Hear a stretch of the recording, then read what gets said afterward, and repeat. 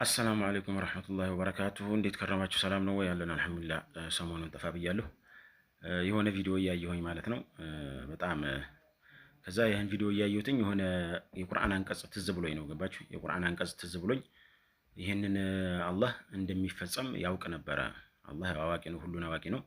እና ቪዲዮውን እስኪ ተመልከቱትና ነግራችኋለሁ ስለ አንቀጹ ማለት ነው ይህንን በመሬት መንቀጥቀጥ ወቅት ከአደጋ የሚጠብቅ የአልጋ ቴክኖሎጂ ዛሬ ላስተዋውቃችሁ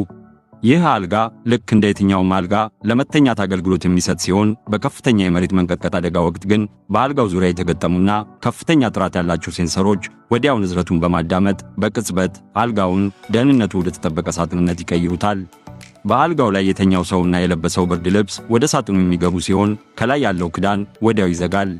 ይህ ሳጥን ከፍተኛ ጥንካሬ ካላቸውና የትኛውንም ጉዳት መከላከል እንዲችሉ ተደርገው ከተሰሩ ብረቶች የተገነባ ሲሆን ይህም ብዙ ጉዳቶችን እንዲችል ያደርገዋል።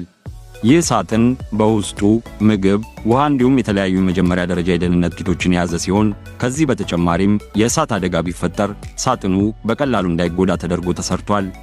አልጋው ለደህንነት ሰራተኞች የድረሱልኝ ጥሪ የሚደረግበት ሲግናል አብሮ የተገጠመለትም ሲሆን ይህም በቀላሉ የደህንነት ሰራተኞች በቦታው እንዲደርሱ ያስችላቸዋል ተብሎለታል። ይህ አልጋ በተለያዩ ዲዛይኖች እየተመረተ ሲሆን የክፍለ ዘመኑ መልካም የሚባል ቴክኖሎጂካል አድቫንስመንት ነው ተብሎለታል። እሺ ይሄን ያልካያችሁት ምን ይላል መሰላችሁ አላህ Subhanahu Wa Ta'ala ወለው ኩንቱም ፊ ቡሩጂን ሙሸየደቲን ይላል ስለ ሞት ሲናገር ማለት ነው በብረት ሳጥን ውስጥ እንኳን ብትቆለፉ አታመልጡኝም ይላል አላህ ጊዜው ለደረሰበት ሰው በምንም አይነት ነገር ብትደበቅ ምንም አይነት የብረት ሳጥን ውስጥ ብትደበቁ እንኳን አታመልጡኝም ይላልና ከዛ ጋር ተገጣጥሞብኝ ገርሞኝ ነው ቪዲዮውን ያያየሁትኝ በጣም ገርሞኝ ነው ያካፍላችሁ ብዬ ነውና ይኸውላችሁ ይሄ ቪዲዮ አልጋ ነው አልጋው ላይ